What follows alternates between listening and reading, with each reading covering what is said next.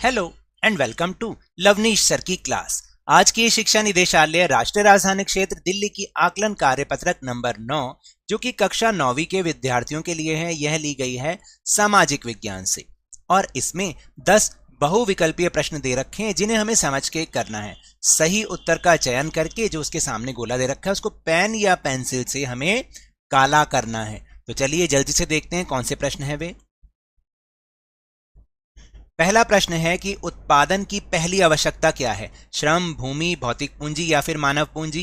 तो सही उत्तर है, जल्दी बताओ, ख, भूमि।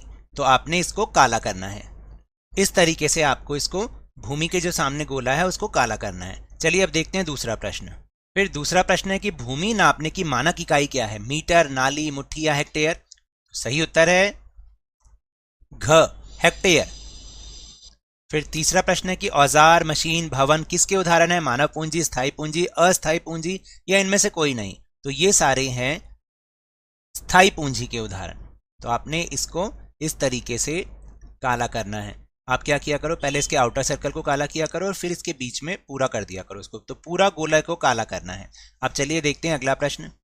चौथा प्रश्न है कि पालमपुर में मुख्य क्रिया कौन सी है? डेयरी, परिवहन, खेती या फिर विनिर्माण? मुख्य क्रिया कौन सी है? याद करो, ग, खेती। तो आपने इसको इस तरीके से इसके सामने दिए गए गोले को आपने काला कर देना है पेन या पेंसिल की सहायता से। फिर चौथा है प्रश्न 5 है, इनमें से कौन एक स्थायी पूंजी है? इनमें से कौन एक स्थायी पूंजी है? मुद्रा, कच्चा माल, यंत्र या फिर उपरोक्त सभी? देखिए, मुद्रा और कच्चा माल स्थायी पूंजी नहीं होते, वो कार्यशील पूंजी होते हैं। तो इसका सही उत्तर है ग, यंत्र। इस तरह से आप इसको काला कर देंगे। अब प्रश्न नंबर 6। प्रश्न नंबर 6 है, पालमपुर गांव में बरसात के मौसम में लोग कौन सी फसल उगाते हैं?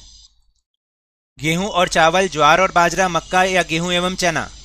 तो सही उत्तर है ख, ज्वार और बाजरा। तो आपने इसके सामने दिए गए गोले को काला करना है। फिर प्रश्न नंबर 7। प्रश्न नंबर 7 है, एक साल में किसी भूमि पर एक से ज्यादा फसल उगाने की विधि को क्या कहते हैं? यानी एक साल में जब हम किसी भूमि के टुकड़े पर एक से ज्यादा फसल उगाते हैं तो उस विधि को क्या कहते हैं? बहुत आसान है, बहुविध फसल प्रणाली, राष्ट्रीय फसल प्रणाली, एकल फसल प्रणाली या उपरोक्त सभी? आपको याद है ना जब हमने पाठ पढ़ा था और वर्कशीट करी थी? तो इसका सही उत्तर है क, बहुविध फसल प्रणाली। यानी बहु का मतलब मल्टीपल, ठीक है? तो मल्टीपल जब हम फसल उगाते हैं, मल्टीपल क्रॉपिंग सिस्टम भी बोलते हैं इंग्लिश में इसको, तो यही इसका सही उत्तर है। फिर प्रश्न नंबर 8, भारत में हरित क्रांति का उदय किस सन में हुआ? 1950, 1960, 1970 या फिर 1980? तो सही उत्तर है ख, 1960। तो आपने इसके गोले को काला करना है।